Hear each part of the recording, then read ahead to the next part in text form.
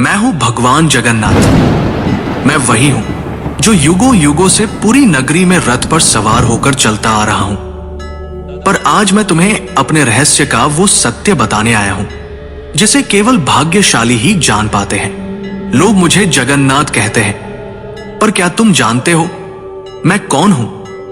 मैं वही हूं जो द्वारका में श्री कृष्ण था, वही जिसने अर्जुन को गीता सुनाई, वही जिसने राधा के प्रेम को साक्षात ईश्वरत्व में बदल दिया, वही जिसने अधर्म के सामने धर्म को विजयी बनाया।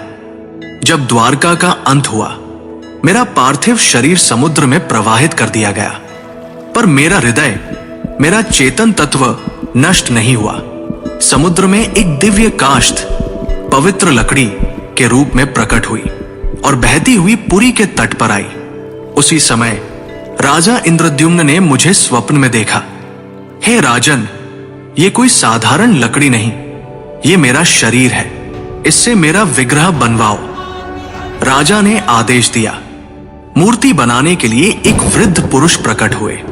उन्होंने कहा, इन्हें गुप्त रूप से बनाऊंगा, कोई द्वार मत खोलना। वो कोई और नहीं, स्वयं विश्वकर्मा थे। जब मूर्तियां बन रही थी, रानी की चिंता बढ़ी। द्वार खुलवाया गया। मूर्तियां अधूरी थी।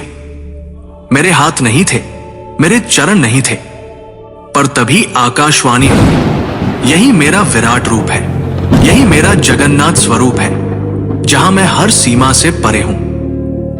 जो मूर्ति नहीं, चेतना है, जो धर्म का रक्षक है। राजा ने मेरे उस दिव्य हृदय को मूर्ति में प्रतिष्ठित किया। वो हृदय जो श्री कृष्ण रूपी मेरी चेतना का केंद्र था, वो आज भी मेरी मूर्ति में वास करता है। हर 12 से 19 वर्षों में जब मेरी मूर्तियां बदली जाती हैं, उस हृदय को गुप्त रूप से नव विग्रह में स्थापित किया जाता है। कोई उसे देख नहीं सकता, कोई उसका वर्णन नहीं कर सकता, क्योंकि वो हृदय भौतिक नहीं, दिव्य है। मैं वही हूं जो कृष्ण है, विष्णु है और फिर भी सबसे परे है। मेरी आंखें गोल हैं क्योंकि मैं हर दिशा में देखता हूं। जब मैं अपने भाई बलभद्र और बहन सुभद्रा के साथ रथ पर सवार होता हूं, तो वो यात्रा कोई उत्सव नहीं, वो क्षण है जब मैं मंदिर से निकलकर भक्तों के हृदय तक पहुंचता हूं।